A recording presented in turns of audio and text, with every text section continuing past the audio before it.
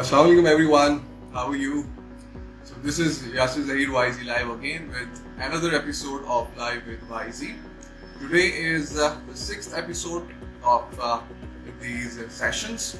As you know that I invite a new mental health expert every week and we discuss about those mental health issues which you want to talk about, which you want to hear about.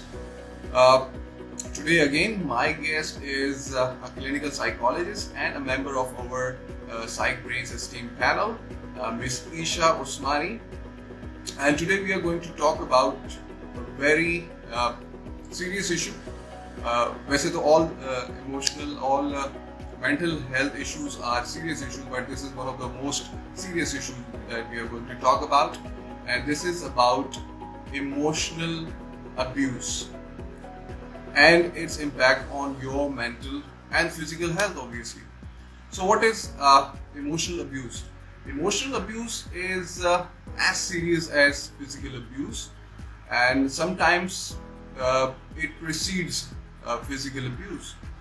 And over time, if they combine together, they can contribute towards low self-esteem and severe depression. Emotional abuse can include anything like verbal abuse and constant criticism to more subtle tactics like intimidation, manipulation, and refusal.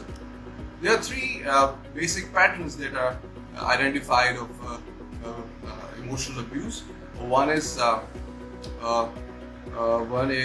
aggressing, refusing, and minimizing. And once you are going through the physical abuse, the scars of those emotion, those are being hurt, are very hard, or that these are long lasting. These are lifelong scars that are on you, and if especially when you are living with a partner who is abusive mentally and physically, so life gets so difficult. इसमें जैसे मैंने पहले भी कहा कि low self esteem and severe depression, anxiety, और the whole life is disturbed due to this.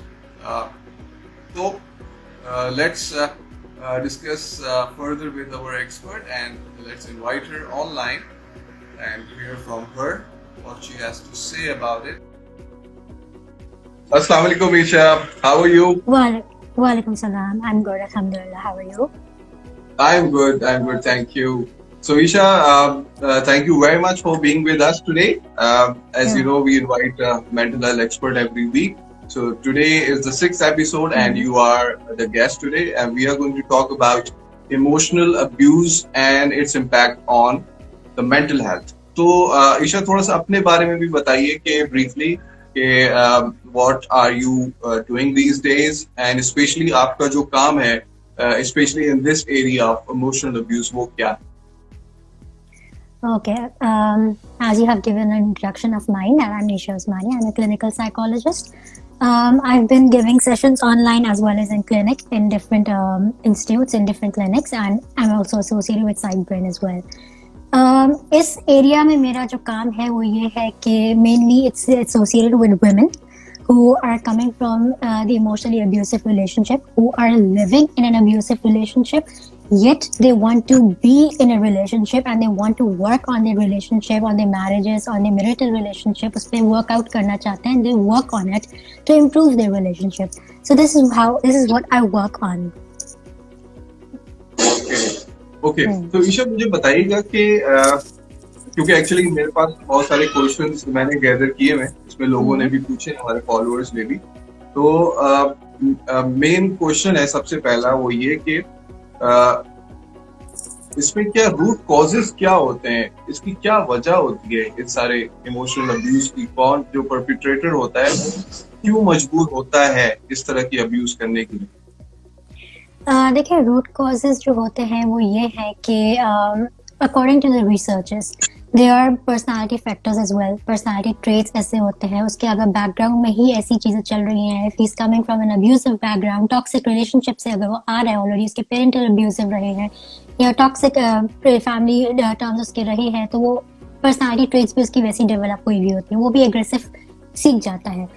फिर दूसरी मेनली जो रिसर्चर्स हैं वो ये कहती हैं कि it's the household. West में ये रिसर्चर्स कहती हैं कि it is the nuclear household, because कोई बड़ा उनकी फैमिली में नहीं होता है जो उनको समझाए। Then in our society most mainly South East Asian countries, specially India, Pakistan and Bangladesh, यहाँ पे एक्सटेंडेड फैमिली सिस्टम का ज़्यादा फैमिलीज हाउस होल्ड यहाँ पे हैं। So in according to the researches these are the extended families जो role play करती हैं। These are causes of the abuse, emotional abuse here. किस तरह से? Because the third party intervention यहाँ पे होती है, और जितने भी cases आए हैं वो सारे यही कहते हैं कि it is the third party intervention, वो सबसे ज्यादा चैलेंजिंग होते हैं। तो root causes are basically the external factors, the extended families, these are the root causes. And specifically अगर हम पाकिस्तान की we talk about particularly about the Pakistan, so we have a blend of different cultures. More particularly, we talk about there is a blend of 3 different cultures that we are living presently in. एक India से हमारे पास culture आ रहा है, एक इस्लाम का हमारे पास culture है, and then we have adopted another culture which is the West. So if we see, अगर हमारी present life, अगर हम अपनी सोसाइटी को देखें, the present scenario of our culture is the blended of the 3 different cultures. So obviously हमारी society हमारे सामने है कि how the abuse is so much common in our society today. Okay. अच्छा, जैसे आपने डिफरेंट केसेस को डील किया है इमोशनल अब्यूज के, तो उसमें मोस्टली किस तरह के केसेस आपने अब तक डील किए हैं पाकिस्तान में, कराची में स्पेशली? क्या टेंडेंसी है, किस तरह के केसेस आते हैं? अब्यूज, फिजिकल अब्यूज भी ज्यादा है, उनमें सबसे ज्यादा फिजिकल अब्यूज है, फिर उसके बाद इमोशनल अब्यूज है। इमोशनल अब्यूज भी है, देयर आर केसेस जहाँ पे बिल्कुल भी फिजिकल टॉर्चर नहीं होता, it's mainly the physical abuse.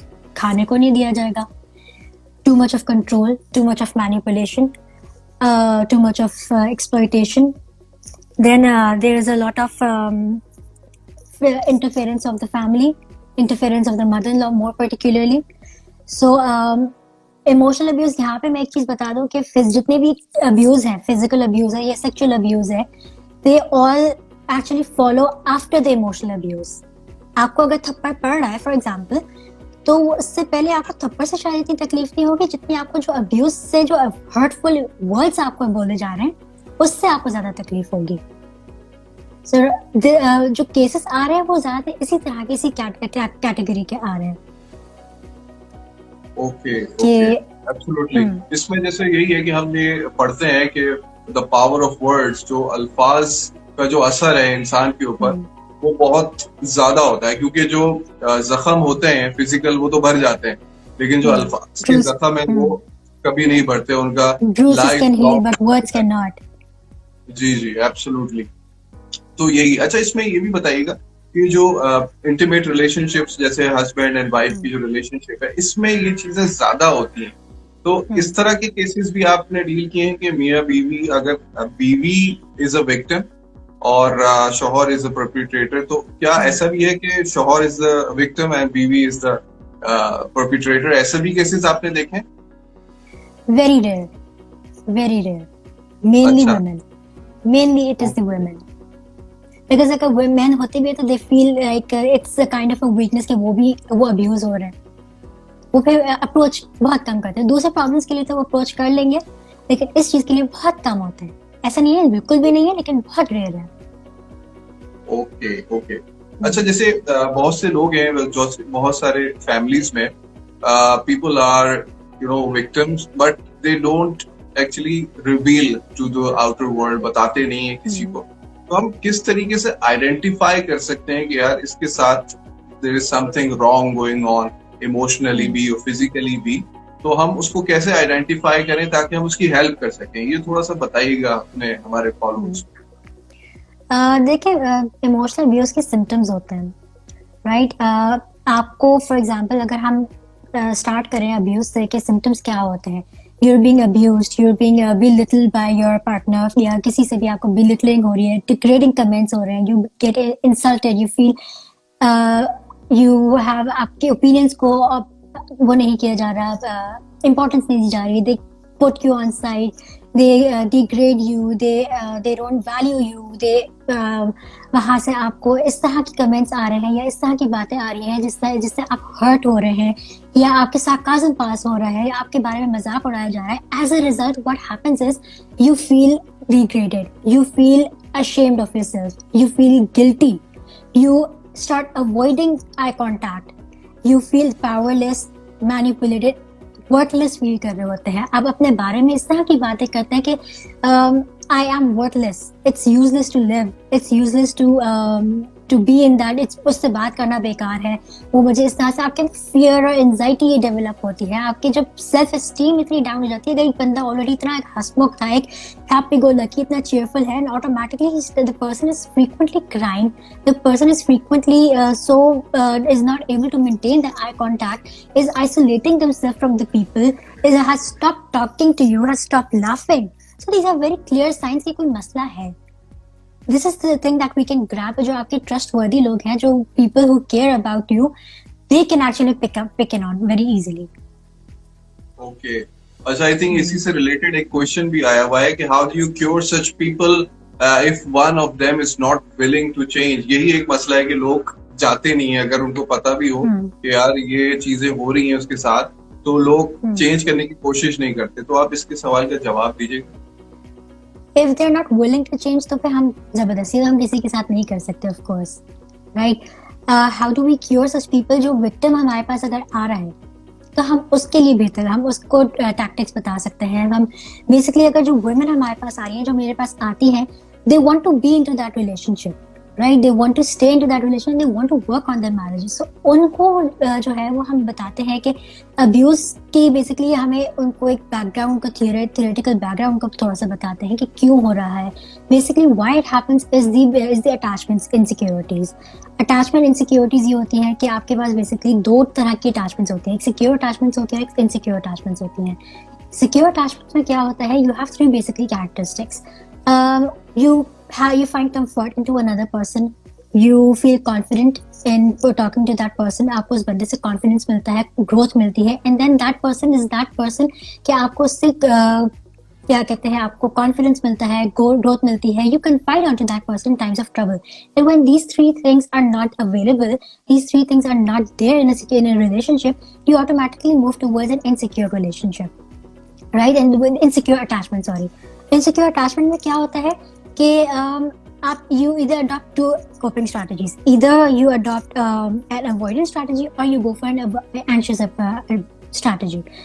Anxious में क्या होता है, आप pursue करते हैं. जो normally perpetrators होते हैं वो anxious adapt कर लेते हैं. उनका क्या होता है कि वो they want to seek reassurances, they want to get emotionally connected.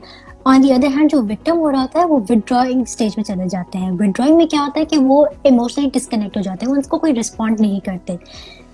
Victims हमारे पास आते हैं कि वो withdrawing phase में चला जाता है, तो victim आता है हमारे पास. तो victims को हम ये बताते हैं to be into that situation, be vulnerable. एक vulnerable एक बहुत risky situation है, एक vulnerable situation है. Be there with the perpetrator. Be vulnerable, अपने आप को थोड़ा सा risk में डालें. Listen to what the perpetrator is trying to say. तो उसको emotionally connect करवाएं. There comes the change then. Right.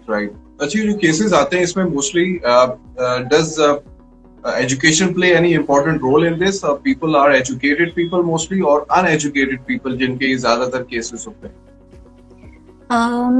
Unfortunately, very literate people. Literate highly qualified. People. Yes, highly qualified. Okay, that's very alarming. Like if you have the vision, you have the education, but still you are doing it. So that's very alarming situation. उसकी major cause आपने जैसे बताया कि वो family में history चली आ रही है, तो वो उसमें बाप दादा ने भी इसी तरह से किया, तो वो देखते हुए दे कंटिन्यू द लेगेसी. तो ये वही चीज है. तो ये क्या ये रुक सकती है कभी कोई ऐसा बंदा जिसने अपनी फैमिली की जो लेगेसी है उसको छोड़ दिया हो? ऐसा हो सकता है? परपिट्रेटर के साथ किस तरह से काम किया जा सकता है? परपेट्रेटर के साथ अगेन जो आपका विक्टिम आ रहा है वो ही एक बहुत इंपॉर्टेंट रोल प्ले कर सकता है. Okay victim okay get strong enough. जो परपेट्रेटर, अगर विक्टिम हमारे पास थेरेपी में आ रहा है, विक्टिम को ही इतनी स्ट्रेंथ मिल जाती है. बेसिकली अगर आप रिलेशनशिप से अगर वर्कआउट भी कर रहे हैं, that itself needs a very strength. अगर आप अपने रिलेशनशिप पे रहना चाह रहे हैं वो भी एक स्ट्रेंथ है. अगर रहना ही चाह रहे हैं तो तब भी स्ट्रेंथ में रह लें. उनको फिर एक ऐसी टैक्टिक्स हम बता रहे होते हैं, यही एक चीज होती है सबसे ज्यादा स्ट्रेंथ देने वाली, कि आप be in the situation, be in a vulnerable situation, just listen to what the perpetrator is trying to say. Because अगर वो सिर्फ अब्यूज हो रहा है, इमोशनल अब्यूज हो रहा है, तो आप instead of going into withdrawing face, safety bubble में अपने आप को छुपाने से और या भागने से या फाइट बैक करने से बेहतर है आप जस्ट रिलैक्स योरसेल्फ, अपने आप को थोड़ा काम रखें and just listen. Okay okay. मतलब this is one of the major tips कि when you are in front of the perpetrator, you have to be there physically and emotionally and just try to listen to what he is trying to say, और उसकी जो emotional feelings हैं उसको भी समझें आप. तो उसमें ये भी होता है कि जैसे कुछ खवातीन रेजिस्ट करती हैं, जो रेजिस्टेंस है, रिजिडनेस है, वो एक्चुअली वो चीज फिर इग्नाइट करती है उस बिहेवियर को. ऐसे ही होता है. बिल्कुल एग्जैक्टली ऐसे ही होता है. वो फ्यूल अप हो जाते हैं. ये अगर या तो डिफेंसिव में आप खुद भी अग्रेसिव हो रहे हैं, या आप भाग रहे हो सिचुएशन से, विड्रॉ कर रहे हैं, कमरा छोड़ दिया या सिचुएशन को छोड़ दी, तो वो और फ्यूल अप हो रहा है. बिकॉज उसके इंटरनली अंडरलाइंग फीलिंग्स यही हो रही होती है कि the person is anxious about it, the person is so insecure कि ये मुझे छोड़ देगी, ये मुझे छोड़ देगा, या I am unlovable, I am unworthy to be love, I am inadequate, which is why इसका ये ऐसा एटीट्यूड आ रहा है मेरी तरफ. So to make that person realise that no, you're not unlovable, I'm there to listen. So उसको एक मैसेज अगर इनडायरेक्टली या डायरेक्टली उसका ये मैसेज दे रहे हैं, सो वो खुद बहुत ठंडा होगा. Okay okay. Right right. सही. अच्छा ये बताइएगा कि जैसे आजकल हमारी जो सोसाइटी है, इस पे स्पेशली जो पेरेंट्स हैं, they are abusive towards their kids. अगर नहीं पढ़ रहा है तो उसको लेबल करते हैं किसी चीज से, और डिफरेंट वर्ड्स उसको नाम दे देते हैं कि if he is not listening and if he is not studying, तो उसको मुख्तलिफ नामों से याद करते हैं, बैड वर्ड्स के साथ. तो what is the impact of those labelling और वो अब्यूजिव जो कम्युनिकेशन है स्पेशली विद बच्चों के साथ, तो उसका क्या इम्पैक्ट है, जरा इसके बारे में बताइए. Impact on children is more और लेस द सेम. अगर आप हस्बैंड वाइफ की ये मैरिटल रिलेशनशिप की बात कर रहे हैं, तो जो लेबलिंग आप उनको दे रहे हैं, it's just more or less the same. Self-esteem उनकी कम हो रही है, उनका confidence, they're losing their confidence. If they're sensitive enough, तो they get frightened. उनके अंदर fear develop हो रहा होता है. उनके adolescence, उनकी adult life gets into, they develop anxiety disorders. Anxiety वाले हो जाते हैं. And if they are like defensive already in nature, या अगर उनकी family में environment is already toxic और बहुत aggressive environment, तो they learn the same thing. Anger, हम ये कहते हैं कि anger is not something inherited. Anger is something which we learn. So this is exactly what they learn. अगर एक बच्चे का environment बहुत ज़्यादा toxic है, abuse उसको किया जा रहा है, in terms of उसको पढ़ाई में उसको abuse किया जा रहा है, या उसको नहीं कहा जा रहा कि you're worthy enough, तो उसको ये basically मैसेज दिया जा रहा है. and as a result वो एक adolescent life उनकी बहुत sensitive phase होता है उनका adolescence, where they actually are in search of their identity. And when they are unable to find that identity, कि वो ना छोटों में है ना वो बड़ों में है, so what happens is many adolescents actually, they move towards suicide as well. Suicidal ideations उनके अंदर डेवलप हो जाती हैं. उनकी एडल्ट पर्सनालिटी बहुत ज़्यादा डैमेजिंग और बहुत फियरफुल, एंजाइटी प्रोवोकिंग उनकी होती है. उनको छोटी छोटी चीज़ों में उनको वो नहीं डील कर पा रहे होते अपनी लाइफ में. उनकी बेसिकली उनकी चाइल्डहुड में जो उनकी हिस्ट्री उनकी रही होती है, उनकी एडल्ट और एडोलेसेंट लाइफ बहुत ज़्यादा डैमेजिंग होती है. अच्छा, एक इसी का कॉन्ट्रेरी टू दिस एक और लोग इसके ऊपर बहस करते हैं कि जी पुराने जमाने में बच्चों को बहुत ज्यादा पिटाई होती थी, फिजिकली उनको सजाएं मिलती थी, और इसी तरह से उनको बोला भी जाता था, तो वो बड़े सीधे होके निकलते थे. जब वो बड़े हुए तो बड़े शरीफ हो गए, बिल्कुल सेट हो गए. लेकिन ये तो सिर्फ आजकल इस तरह से बोला जा रहा है, तो बच्चे और बिगड़ रहे हैं. तो इस हवाले से आप क्या कहेंगी, साइकोलॉजी क्या कहती है इसके लिए? देखिए, अगर हम उन चीजों के बारे में बात करें जो पहले मार कुटाई और डंडे और पाइप से मारे जाते थे, if we see their adult life now, how are they acting as an adult? They're like cold, they're rebellious. Impact तो उनका इस तरह से आया है. If they in a marital relationship as a husband, they उनकी wives को यही complaints होती है कि my husband does not express, my husband does not care, my husband does not has any emotional connection. उनको ये complaints होते हैं. Likewise to the females, वो rebellious भी हो जाती हैं कि okay please stay away from me, I don't want any kind of emotional connection, I don't want any kind of I don't feel like connecting, I don't feel like expressing myself, let me alone, I'm alone enough for myself. So this is how the individual, the adult personality develops after being into such a torturous kind of a childhood, I would say. जी जी जी. तो in fact ये वही लोग हैं जो आजकल जो perpetrator बने हुए हैं, ये इनफैक्ट Exactly. वही लोग हैं जिनकी बचपन में खूब कुटाई हुई है, पेरेंट्स से भी, टीचर्स से भी, and they were physically beaten like brutally, जिसको कहा जाता है, बहुत बुरी तरह पिटाई हुआ करती थी पुराने जमाने में. तो दीज आर दोज पीपल जो कि उस लेगेसी को लेकर आए हैं, क्योंकि उनके साथ हुआ था, तो अब वो उसको आगे अपने पार्टनर्स के साथ या अपने बच्चों के साथ या अपने सराउंडिंग्स में लोगों के साथ भी, इमोशनली भी और फिजिकली भी, they are abusive to all of them. So If इसी they're तरह not से हम abusive, even if they're not abusive, they have anxiety problems. They have somewhere or the other, they do have some kind of psychological issues in their life. Okay okay, ठीक है. अच्छा, इसमें देखिए, सबसे पहले तो अगर कोई विक्टिम है, उसके साथ ये प्रॉब्लम हो रही है कि he or she is being emotionally abused continuously by intimate partner, और अभी सराउंडिंग में कोई और ऐसी हेल्प उसको अवेलेबल नहीं है, तो इमीडिएट बेसिस पे उसको क्या करना चाहिए? As a first aid remedy क्या है? First aid remedy, as I said earlier, कि भाग जाना तो is not an option. क्योंकि भाग जाने से आपने अपने आप को तो सेफ कर लिया, लेकिन अगला बंदा तो इनसिक्योर हो ही रहा है already, right?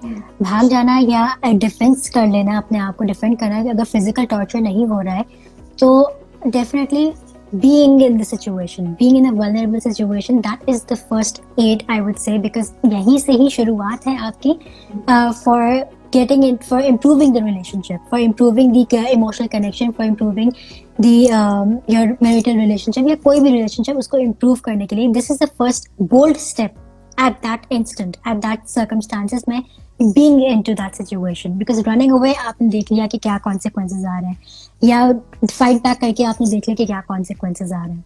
So instead of running away, trapping yourself into a safety bubble, just a vulnerable situation में be present into that situation, accessible, emotionally accessible, give the partner, give the person an importance, a priority, listening to them and being responsive to them the way they want actually. Okay okay, thank you Isha, बहुत जबरदस्त tips आप दे रही हैं. अच्छा, मुझे बताइएगा कि एक तो ये पर्सनल लेवल पे हो गया कि विक्टिम अगर वो इस तरह से फर्स्ट एड के तौर पे ये सारी चीजें करे, तो उसमें ये कि प्रोफेशनल हेल्प के लिए किस तरीके से उसको आगे जाना चाहिए. अगर वो चाह रही है कि जी काउंसलिंग सेशन इस तरह का कोई हम ले, तो क्या करना चाहिए उसके लिए? What do you advice? We have psych help for online therapy.